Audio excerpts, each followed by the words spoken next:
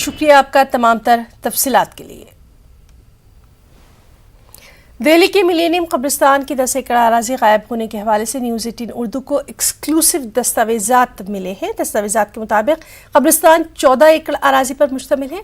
इसके साथ साथ 2001 में डीडीए और दिल्ली वक्फ बोर्ड के बीच हुए मुआहदे के वो दस्तावेजात भी मिले, जिससे ये साफ पता चलता है कि दिल्ली वक्फ बोर्ड ने 10 एकड़ अराजी इस शर्त पर पाक के लिए दी थी कि जब ज़रूरत होगी तो अराजी वापस ले ली जाएगी। हमारे दिल्ली नुमाइंदे खुर्रम शहजाद ने दिल्ली गेट कब्रिस्तान कमेटी के वाइस चेयरमैन से इस सिलसिले में खास बातचीत की।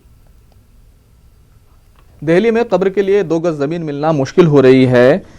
न्यूज़ 18 उर्दू के पास कुछ ऐसे डॉक्यूमेंट्स आए हैं जिससे पता चलता है कि मिलेनियम पार्क कब्रिस्तान की 10 एकड़ जगह किस तरीके से डीडी के पास चली गई थी। सबसे पहले मैं आपको वो नक्शा दिखाता हूं जो पूरे इस इलाके का है और उसमें किस तरीके से इस कब्रिस्तान को दिखाया गया है। आप ये देखेंगे कि ये लाइन जो आपको दिखाई दे रही है ये रेलवे बाउंड्री है और साफ तौर पर यहाँ पढ़ा भी जा सकता है।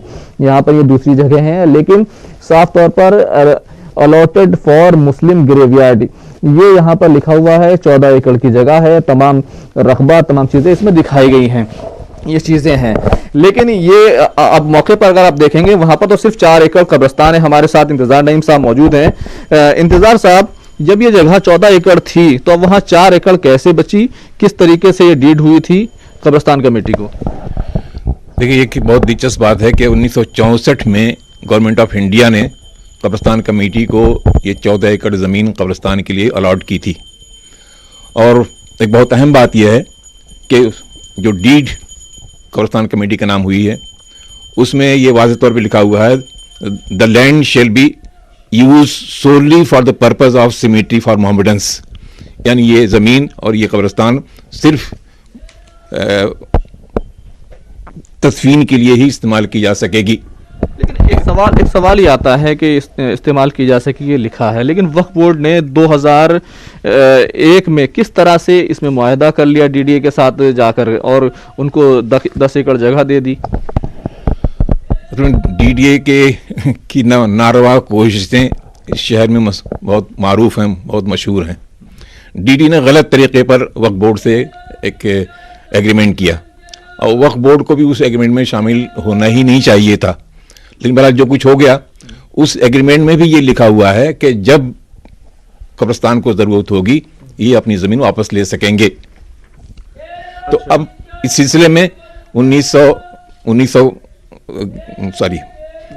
2011 से ही कोशिशें की गई और जितनी मुमकिन कोशिशें थी सब की गई। और आखिरकार माइनॉरिटी कमीशन, मरकज़ी कौमी माइनॉरिटी कमीशन में ये मामला हम ले गए और वहाँ वजाहत हबीबुल्लाह साहब जो चेयरमैन थे उन्होंने ऑर्डर पास किया कि 20 दिन के अंदर डीडीए इसका डिमार्केशन कर दे, हदबंदी कर दे। और डीडीए की ये शरारत के मुख्तलिफ बहानों से वो काम आज तक मुकम्मल नहीं हुआ। एक बार डिमार्केशन हुआ, लेकिन एक बात तो मुझे याद है क्योंकि मैं खुद कवर करने गया था। एक बार डिमार्केशन के लिए वहाँ पर अफसर गए थे, आप लोग भी गए थे? जी, वो डिमार्केशन के लिए तमाम अफसरान आए थे, मरकज़ी मिनिस्ट्री के भी, डीडीए के भी, और हम सब लोग मौजूद थे। डिमार्केशन हुआ, लेकिन जो 14 एकड़ का रकबा है वो इस डिमार्केशन में पूरा नहीं हो रहा था, इसलिए उनसे कहा गया कि ये इसको मुकम्मल कीजिए आप। उन्होंने कहा डीडीए के लोगों ने कि अपने आला अफसरान से बात करके हम इसको फिर मुकम्मल करेंगे, जो आज तक वो कर नहीं पाए। अच्छा। और करने के लिए गोया ठीक से आमादा भी नहीं है, लेकिन मुसलसल कोशिशें की जा रही हैं और अगर खुदा न खास्ता या आसानी से मामला हल न हुआ तो और जो कानूनी रास्ते हो सकते हैं वो अख्तियार किए जाएंगे। बिल्कुल। तो ये तमाम तफसीलात है, लेकिन मैं आपको एक चीज़ दिखाना चाहूँगा, वो मुआहदा जिसमें जो दिल्ली वक्फ बोर्ड और डीडीए के साथ आपस में बातचीत के साथ हुआ था। आप देखेंगे कि यहाँ पर श्री हारून यूसुफ चेयरमैन दिल्ली वक्फ बोर्ड ये अफसर शामिल थे और इसी तरीके से डीडीए की तरफ से RK भंडारी ये लोग शामिल थे। और ये मुआहदा है और जिसमें साफ तौर पर यह लिखा हुआ है कि वक्फ बोर्ड की जो जगह है रियली मोर देन 4 एकड़, यानी कि 4 एकड़ से जगह है जो अभी वहाँ पर मौजूद है। और एक चीज़ और भी लिखी, कब्रिस्तान कैन बी एक्सपेंडेड, यानी कि जब आपको ज़रूरत होगी तो इस ज़मीन को आप वापस ले सकेंगे। तो ये तमाम चीज़ें हैं और साथ ही साथ एक डॉक्यूमेंट और भी है जो इंतज़ार नईम साहब ने हमें फराहम कराया है।